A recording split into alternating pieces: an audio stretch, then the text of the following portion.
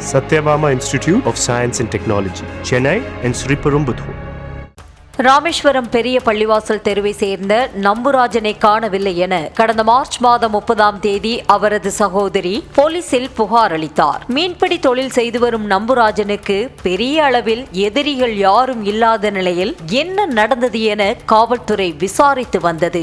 இந்த நிலையில்தான் நம்புராஜன் அடிக்கடி அவரது நண்பர் வெங்கட சுப்பிரமணி வீட்டிற்கு மது அருந்த செல்வது தெரிய வந்தது. வெங்கட சுப்பிரமணியை பிடித்து போலீசார் விசாரணை நடத்திய போது ஒரு மாதமாக தேடப்பட்டு வந்த நம்புராஜனுக்கு என்ன ஆனது என்ற உண்மை வெளிப்பட்டது. 15 ஆண்டுகால நண்பர்களான நம்புராஜனும் வெங்கட சுப்பிரமணியும் ஒன்றாக மீன்பிடி தொழிலுக்கு செல்வது வழக்கம் என்ற நிலையில் இரவில் இருவரும் இணைந்து மது அருந்துவது வாடிக்கை என கூறப்படுகிறது. வெங்கட சுப்பிரமணி வீடுதான் இருவருக்குமான மீட்டிங் ஸ்பாட் என்ற நிலையில் கடந்த மார்ச் மாதம் 30ஆம் தேதி வழக்கம் போல நம்புராஜன் மது அருந்துவதற்காக வெங்கட சுப்பிரமணி வீட்டிற்கு சென்றிருக்கிறார். வெங்கட சுப்பிரமணி வேறு வேலையாக வெளியே சென்றிருக்க நம்புராஜனின் குறுக்கு புத்தி வேறு விதமாக யோசித்திருக்கிறது. வீட்டில் தனியாக இருந்த வெங்கட சுப்பிரமணியின் மனவளர்ச்சி குன்றிய தங்கையிடம் நம்புராஜன் தவறாக நடக்க முயற்சிக்கவே அந்த நேரம் பார்த்து வீட்டுக்கு வந்த வெங்கட சுப்பிரமணி நண்பன் நம்புராஜனின் துரோக செயல்களை நேரில் பார்த்து ஆத்திரமடைந்ததாக கூறப்படுகிறது.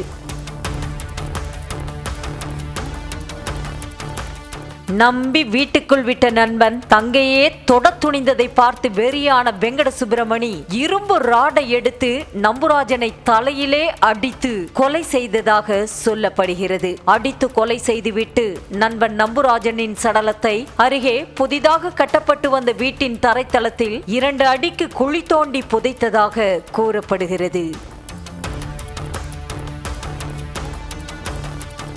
பின்னர் எதுவுமே தெரியாதது போல சகஜமாக இருந்த வெங்கட சுப்பிரமணி போலீஸ் விசாரிக்கும் போது கூட முதலில் நண்பனுக்காக வருத்தப்படுவது போல நடித்து நம்ப வைத்ததாக தெரிவிக்கப்படுகிறது. ஆனாலும் வெங்கட சுப்பிரமணியன் மீதான சந்தேகம் விலகாத நிலையில் வேறு கோணத்தில் விசாரிக்கும் போதுதான் உண்மையை ஒப்புக்கொண்டதும் தெரிய வந்திருக்கிறது.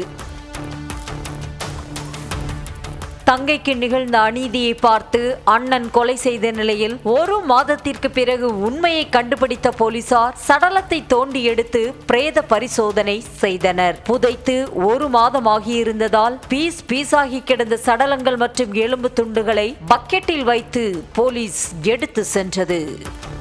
Satyabama Institute of Science and Technology, Chennai and Sriperumbudur.